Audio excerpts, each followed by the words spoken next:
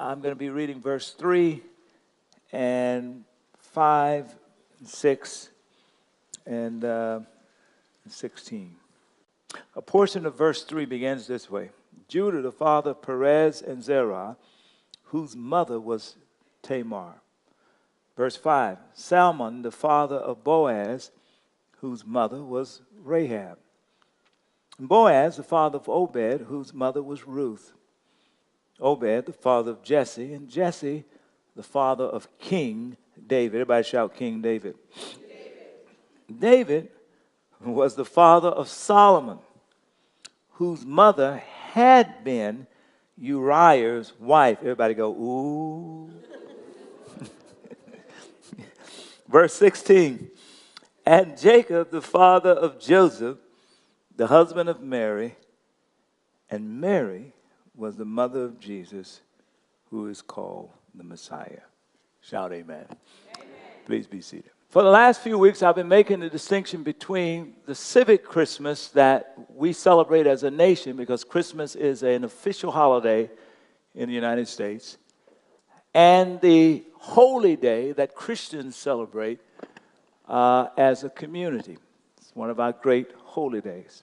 I've said to you that the sacred day of Christmas is anchored in the birth and life, death and resurrection of Jesus, the beginning, his coming.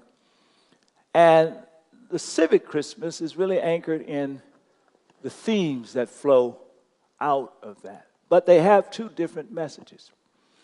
We've been trying to unpack the answer to the question, how do I go about living a life of joy, a happy life, as a norm, not 100% of the time, but as my permanent disposition.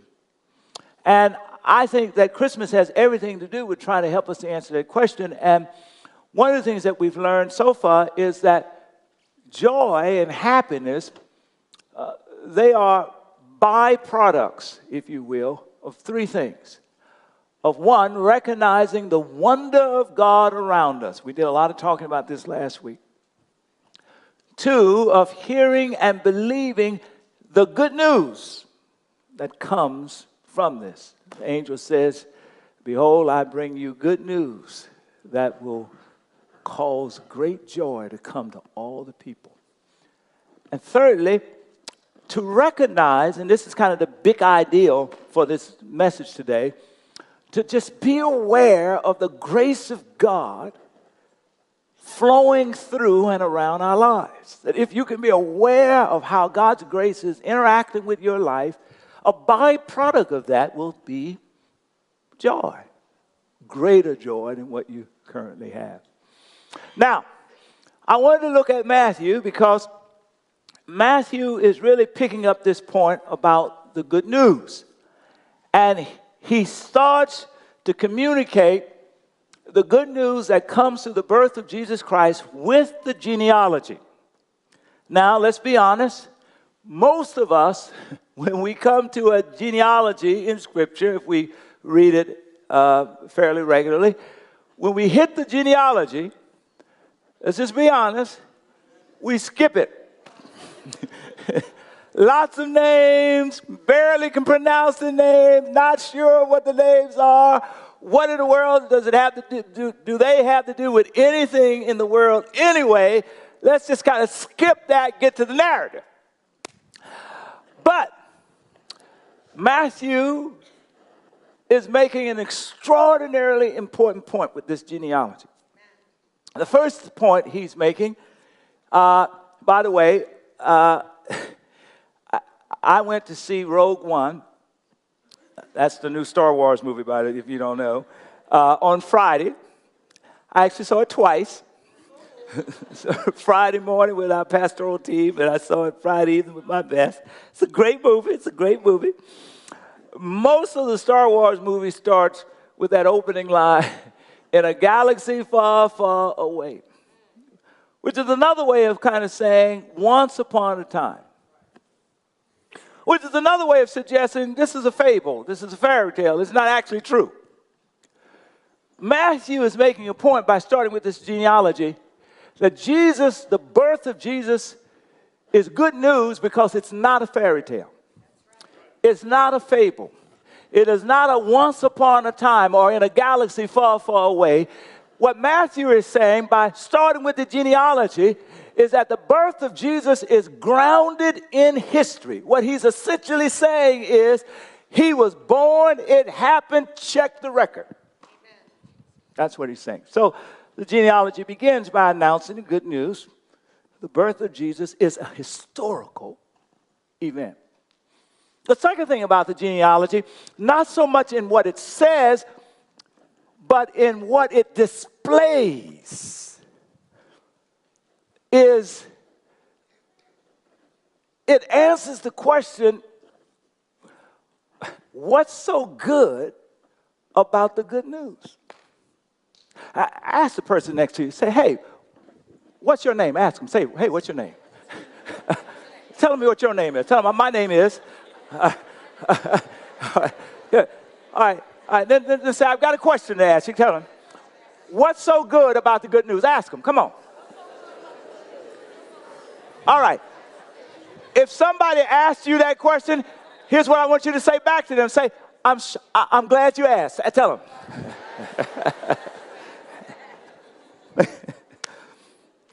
By starting with this genealogy, Matthew is trying to answer the question. He's laying it bare for you. He's showing you. He's not just telling you. He's showing you what's so good about the good news. Now, you've heard me say this before if you've been around for a while, especially in the previous series, that Matthew, written first and foremost to the Jewish community, is arguing that Jesus is the Messiah and that Jesus is king. So it's in Matthew chapter 2 where you'll find the Magi coming in and saying, where is he born the king of the Jews? Matthew chapter 5, for example, the Beatitudes is the demands of the kings being laid out. When Jesus is on the cross in the Gospel of Matthew, he reminds us that written above his head is a sign that says, Jesus, King of the Jews. When Jesus rises from the dead in the final chapter, final verses of the book of Matthew, he reminds us that Jesus said, all authority of heaven and earth has been given to me. And that's Matthew's way of saying, listen, Jesus is King of kings and Lord of lords. He's the king. Everybody shout king. Now, here's what's significant about genealogies as it relates to king back in the day that Jesus was born. Genealogies served as the resume for the king. Now, for most of us today, when we think about our resume, we're an individualistic society. Our resumes are focused on what school we graduate, what degrees we have, what accomplishments we've been able to accomplish. Base. In the day that Jesus was born, everything was much more communal. So it very much reflected the time that I grew up in. If I went down the street to across town to some little girl's house to take them to get some ice cream or something, and the parents, if they didn't know me, the first thing they would say is, what's your name? So I'd tell them my name. The second thing they would ask is, who's your mama? Or who's your daddy? Right? Or who's your uncle or your aunt? They just keep asking that. I got my uncle here, by the way. He knows that we grew up here. Can we celebrate my only uncle? Praise God. Good to have him here. Bless you. Good. Sitting right next to my sister. So he knows that we all grew up together. He knew this, that in Coshada, that's what happened. They say, who's your mama, your daddy, your uncle, your aunt? And if your mama or your family had a good reputation, the assumption was that the values of those of your family were your values. So they would essentially say something like this: he's all right, he comes from good people. All right. So that's how the genealogy was designed to work. That when a king got ready to present himself, he would lay out his resume and with the expectation that people would conclude, of course he should be king. He comes from good people. So most kings had in their resumes lots of good people. This is why Jesus' resume is stunning. It's shocking. It breaks all of the standards for the resume of the day. All right?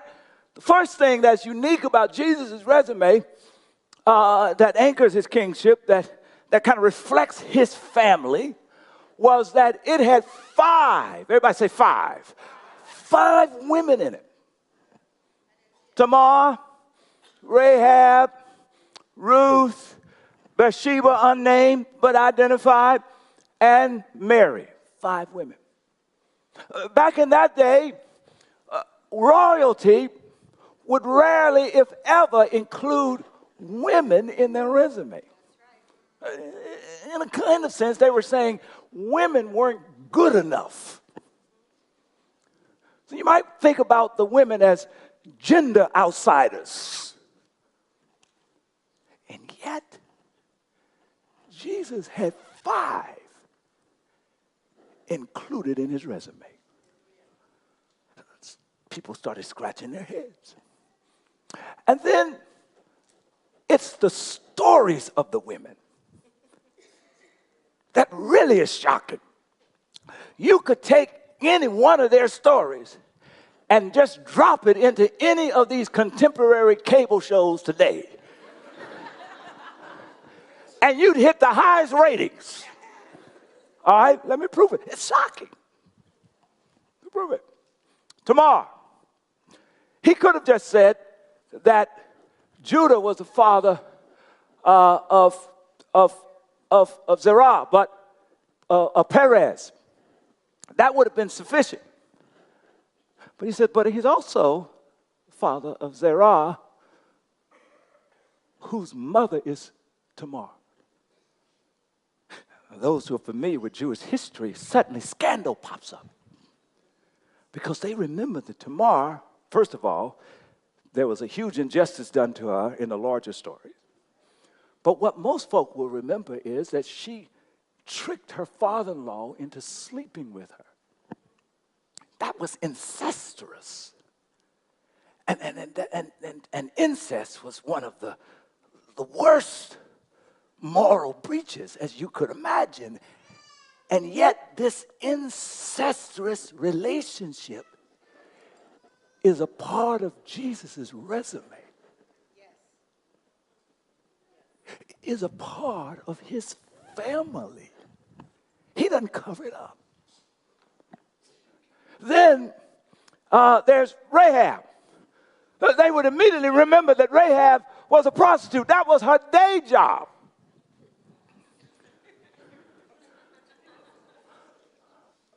Scandalous. And then Tamar and Rahab, they were Canaanite women. Ruth was a Moabite. Neither of these 3 were permitted or welcome in the temple or in the tabernacle. You can basically think of them as cultural outsiders or racial outsiders. They in a sense, not good enough to be in the temple, in the tabernacle. They weren't Jewish, and yet they're in Jesus' resume. They're displayed as part of his family. Matter of fact, you might want to think of them, these 5 women, in a sense, they're all the mothers of Jesus. Mother, great-great-great-grandmother, great-great-great-great-great-grandmother. 2 Canaanites, 1 Moabite. Not welcome in the temple. In his resume. Messy stuff. Oh, here's the messiest of all. I like the way Matthew talks about King David. First of all, he gets you, he kind of tricks you a little bit, because he says, and then there was, the only person who has a title is David. King David. You can hear the horns play when he said, trumpets play. King David. And you know, you go, boom, there it is right there. Yep, royalty. Okay, I get it now. That's why Jesus is born king. He got a king in his ancestry. But Matthew said, well, just keep reading. Because power and influence reveals your nature, doesn't cover it up. So he said, keep reading. Watch how he says this. He says, Obed, son is Jesse. Jesse's son is David. David is the father of Solomon, whose mother used to be married to Uriah. Everybody go, ooh. See, because right there, David just slammed somebody. I mean, not David, Matthew slammed. And he wasn't slamming Bathsheba. He was slamming David. Because he was reminding the readers go, oh, I remember now. Yes, that when David started off as a fugitive running from Saul, he had 37 men that surrounded him. They were called the mighty men. They would risk their life day after day to keep him alive. One of those 37 men was a fellow by the name of Uriah. Years later, when David becomes king and consolidates the kingdom and wins all the battles, he looks across and sees Uriah's wife, Bathsheba. David decides to sleep with Bathsheba, gets her pregnant. Then he has Uriah murdered in order to cover up the whole thing. I mean, David is an adulterer. I mean, all of a sudden you're just getting tripped out now. You say, oh my goodness. And you look at who David is and you add him to the prostitute and add him to the incestuous. And then say they're all a part of Jesus' family. Oh my goodness, my family don't look so bad after all.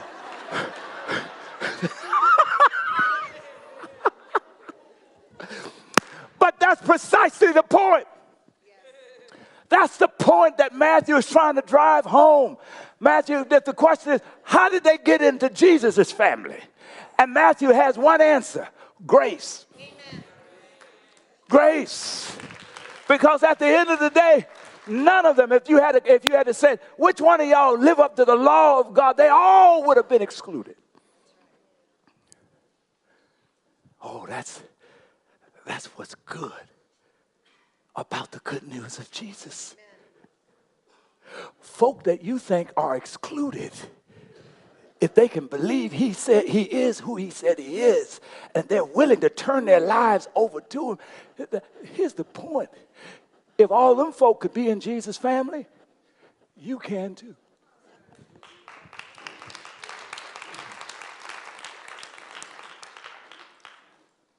And then what I like about it is that most of us in our family, we try to cover up the messy. Right? It's called family secrets.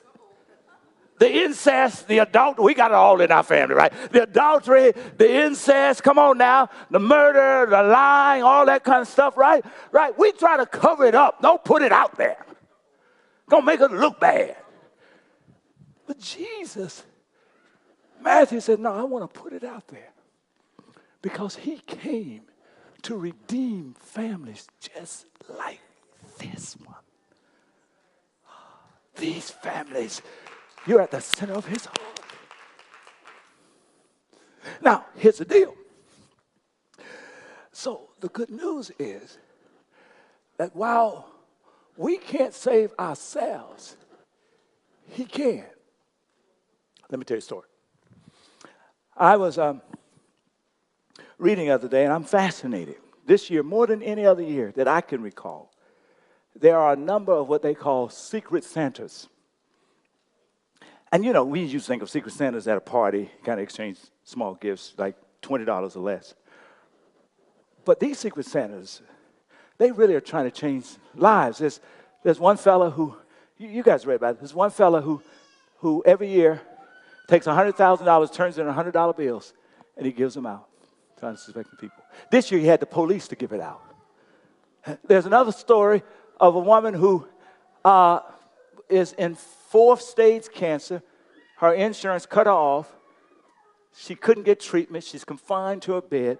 There was a knock at the door. There were some vegetables in the bag. They got the vegetable out. They found a piece of paper. They pulled it out. It was a check for $10,000 to pay for her treatments. True story. Let's give God a hand praise. That's amazing.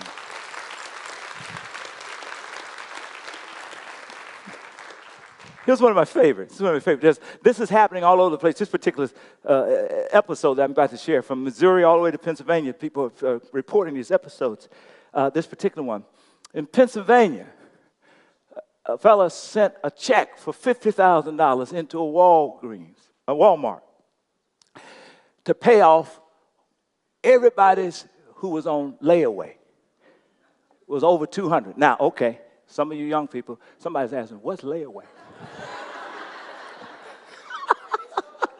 All right. Before credit cards, and before some of us could get credit cards, we always had layaway. Layaway, when I grew up, my mom would do this all the time. She'd go to Sears, she'd go to JCPenney, she'd go to Walmart, come on.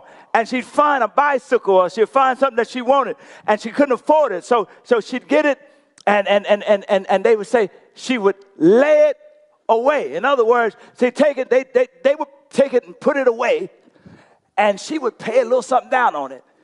And then every week she'd pay a little bit. She'd pay a little bit. She'd pay a little bit. She'd pay a little bit. Until she got it off a layaway. Everybody say layaway. Just love it. I love it. I love it. So here's one of the stories. I'm talking about what's so good about the gospel, y'all. Here's one of the stories. So the woman came home, right? And so the daughter was waiting at the top of the stairs. Said, Mom, you got a lot of voicemails. I happen to listen to voicemails, and you need to come up here. There's a voicemail for you I want you to listen to. And the mom said, is it going to make me mad? And the daughter said, no, it's going to make you cry. And she went up and listened, and the store called her to tell her. Some anonymous stranger doesn't know you, doesn't know your address, doesn't know whether you're good or bad, doesn't know your race, doesn't know your political party, doesn't know whether you got kids or no kids, doesn't know where you got sin in your life. Just some anonymous person has just wiped out your debt. And she left there crying. Now here's the point. And these episodes are happening all over the country. Here's the point. If broken human beings can find enough love in our hearts to walk into a Walmart and pay off everybody's account, where do you think they got that from? Come on now. Isn't the God of creation more loving than the collectiveness of humanity? Isn't it? Wouldn't it make sense? Come on now. Because most of us live our lives on layaway. Come on now. Our sins and our regrets and our guilt that we carry with us, and we try to pay it off little bit by little bit. Come on. But just when we think we're going to pay it off, we mess up again. But Jesus shows up. That's the message of Christmas. Gives his life and sheds his blood and declares, if you believe in me and if you repent, I'll pay the whole thing off.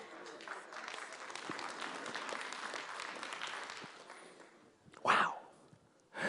Before I turn over a new leaf, before I pick up a new ethic, before I join a community, what brings me into the family of Jesus is not what I do. It's what he's done for me. And all I have to do is believe it. Paul writes this way. God saved us, Ephesians 2:8. God saved us, New Living Translation. God saved us with his grace. And we can't take any credit for it. I'm a part of Jesus' family not because of what I do, but because of what he did. I got there the same way that everybody else in that lineage got there. Somebody shout grace. All right, so now, it's by grace that I'm saved. I'm in the family. So on a bad day, I met somebody in the lobby today. He said, you just don't know how important this was because my family excluded me. They cut me out. I said, well, I'm sorry to hear that, but isn't it good news to know that Jesus cut you in? You ought to saw the tears running down his face. Shout good news. Good news, good news, good news. Anybody can be a part of Jesus' family. Saves us by his grace. All right, here's the last part I'm trying to get to, though. But the same grace, watch this, also delivers us from what I call the tyranny of the alt. O-U-G-H-T, alt. Everybody say alt. you ought to have. You ought to be. You ought to have done. You ought to have not done. How many of us are living under the ought? King Herod, when he got ready to work on his genealogy, he purged it. He wiped everybody out that looked messy because he was trying to fit a picture of what folks said he ought to be. Well, verse 16, this is where I am. I just noticed this in the last 24 hours. I was watching this. I've read this text for years, but it jumped out at me. Verse 16 says, and Jacob was the father of Joseph, the husband of Mary, the mother of Jesus. Something was familiar about that. Jacob was the father of Joseph. That looked like I've seen that somewhere. Then I remembered. 40 generations earlier, there's another father and son team. You remember, Jacob, the one of the 12 patriarchs who would become the head of the 12 tribes. Jacob, his 11th son was named Joseph. And you remember how Joseph was a bad brother. Come on now. He got thrown into slavery, but God's favor was so on his life, he rose to the top. They messed on him and lied on him and got him thrown into prison, but God's favor was so much on his life, he rose to the top. And then before it was all over, he rose all the way to the top, became the second in command of Egypt, the most powerful nation at that time in the world. So I was just wondering, I had never seen this. Because Joseph in verse 16, whose father is Jacob, was a carpenter. His name means to multiply, to increase. It suggests a certain degree of success. I just wonder whether or not, because Joseph's, in verse 16, father was named Jacob, I just wonder whether or not people around him were saying to him, you know what? Because your dad is the same name of the patriarch, you ought to be more than a carpenter. You know, in verse 13, chapter 13 of Matthew, verse 55, it says, when Jesus started performing miracles, showed up in his hometown, they said, wait a moment, who is this fella? Isn't his father a carpenter? I wonder, did Joseph feel the pressure of the ought? I ended here, listen.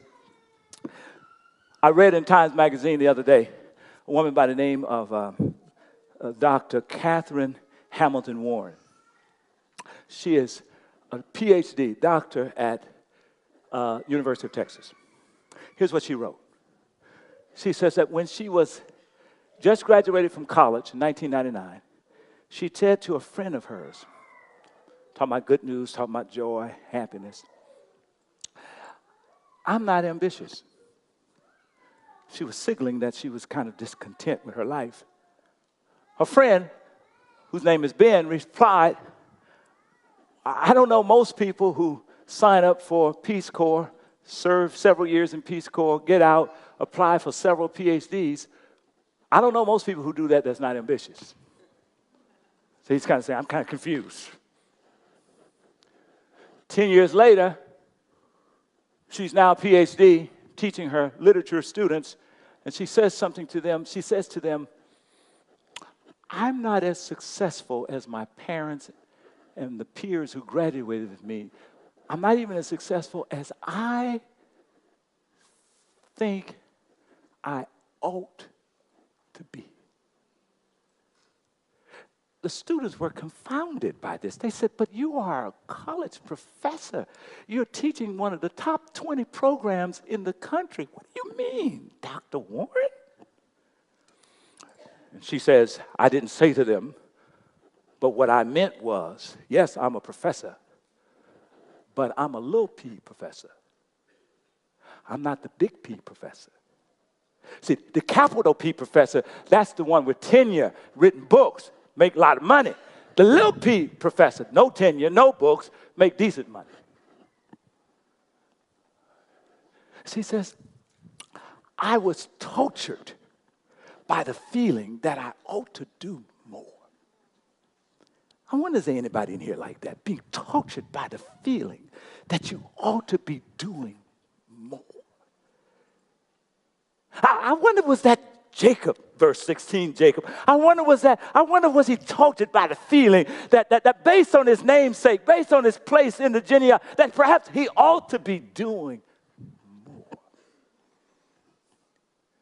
And then finally, Dr. Warren, she just kept thinking and working this through. She says, here how I used to talk to myself. She says, watch this. She says, I would say, I ought to do more academic writing, even though I found academic writing boring. She said, I ought to apply for research jobs that will put me on a tenure track, even though I didn't want any job that would make teaching secondary. She said, but I ought. I ought to start climbing the academic food chain, even though I love the city that I'm in and the job that I have. What is this schizophrenia going on in her? And later she disclosed it as this. She was trying to live up to what her mama thought she should be doing. She was trying to live up to what her colleagues said you ought. Given your pedigree, given your education, given who we are, come on, you ought. And even though she was happy where she was, she couldn't enjoy the happiness because she was living under the tyranny of somebody else's ought. Who in here fits that? I wonder, was that Jacob? Living under the tyranny of somebody else's ought. I wonder, are there some single folk here? You enjoy being single. And truth be told, you don't want anything to do with marriage. Truth be told, you having a good time. Truth be told, and you living saved. Come on now, righteous. You're not just out there crazy. But because your mama and your siblings say, you ain't married yet. You starting to feel miserable about not being married, and it's crowding out the joy that you actually, because the grace of God is working in your life. Who in here, you're married, and you're married to a good spouse, a spouse worth coming home to at night, but your boys are saying, oh, come on, man, she got you hooked. Man, come on, you can't come out and hang out with us. No, man, you ought to be the man and be able, just show up at 2 in the morning. No, baby, don't be crazy. Who in here chose not to go to college? You chose to go a different route. Now you're driving a muni bus, or maybe you're managing apartments and real estate, or maybe you're just maybe you are a janitor, not just you are a janitor, maintaining facilities, making it possible for millions of dollars to happen because you maintaining the facility, and really, truth be told, you happy because you experience God's grace right where you are, but somebody's telling you, with a mind like that, you ought. I had a friend, I'll end it here. I had a friend, true friend, a good friend of mine. The youngest child got in trouble, started being rebellious. They had to send him away to a boarding school that was a therapeutic boarding school. Several months, the therapist called for the parents to come in. They showed up. They wanted to figure out, what's wrong with this boy? My friend said, he was so frustrated with his son because he was thinking, the gifts you've been given, the mind you got, the family that you're in, you're living beneath your privilege. What's wrong with, he sent him to get some therapy, get some help. So the parents went in, and the therapist just talked to the parents for a couple hours. Then the therapist says, okay, I got it. I know exactly what's wrong with your son. He says, you think your son lacks aspiration. It's not that he lacks aspiration. It is, he's got too much aspiration. You see, your son looks at you, the daddy, and looks at all you have attained. Looks at the mama and all that you've attained. Looks at the siblings and all that they have attained. Looks at the crowd that you ride in. And he's trying to fit that picture. But because he's shaped differently, he doesn't fit that picture. And because he doesn't fit that picture, he keeps hearing, this is my word, the alts, the alts, the alts. And he's trying to reach an alt that he's not shaped to reach. And because he can't reach that alt, his life is plummeting in misery. So actually the problem is not so much him, it's y'all.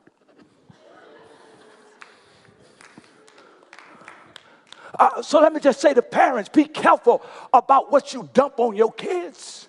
Be careful about the alts you drop into their lives. Be careful about your broken dreams that you want them to live out.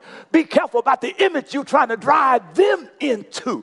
Figure out what God is doing in their lives. Look for the grace of God in their lives. Affirm the grace of God in their lives.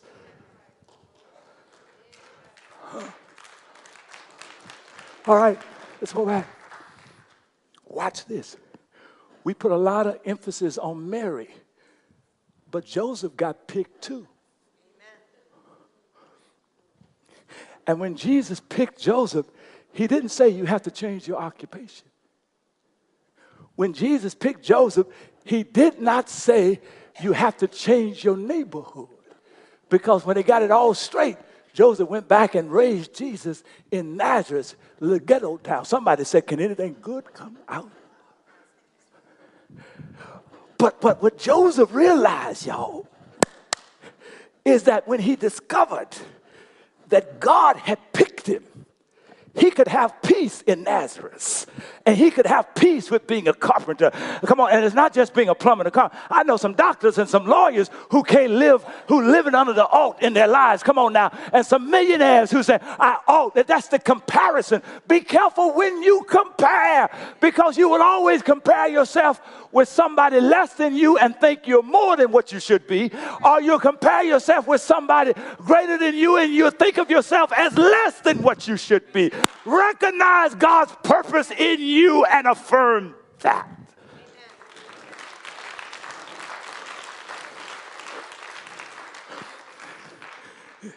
Here's what happens to Joseph.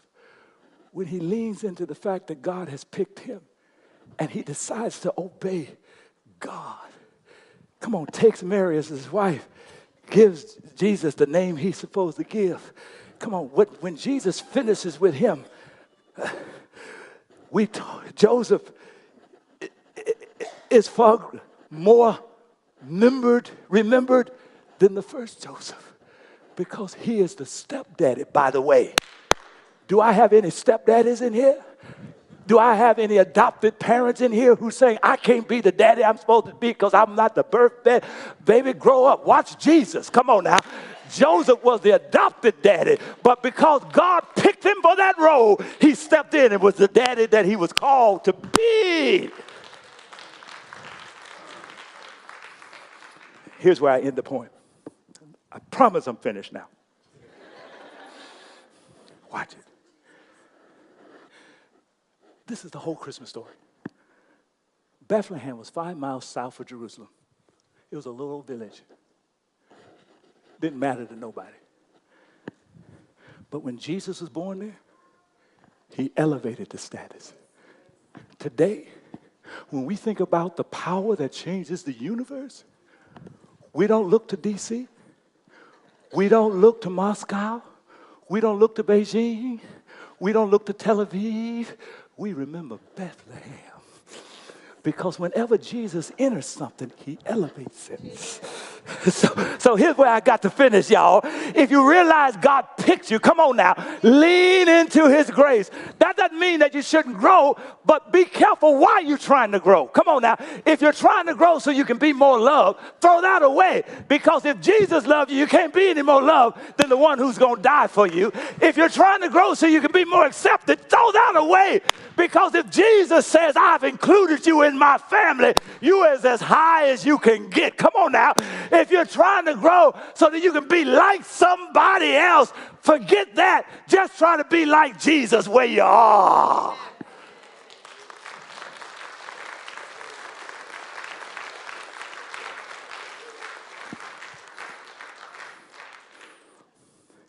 Break free of the tyranny of the ought and slip into submission of the treasure of God's grace.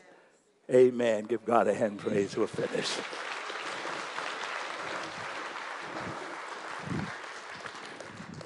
Here's your connection card.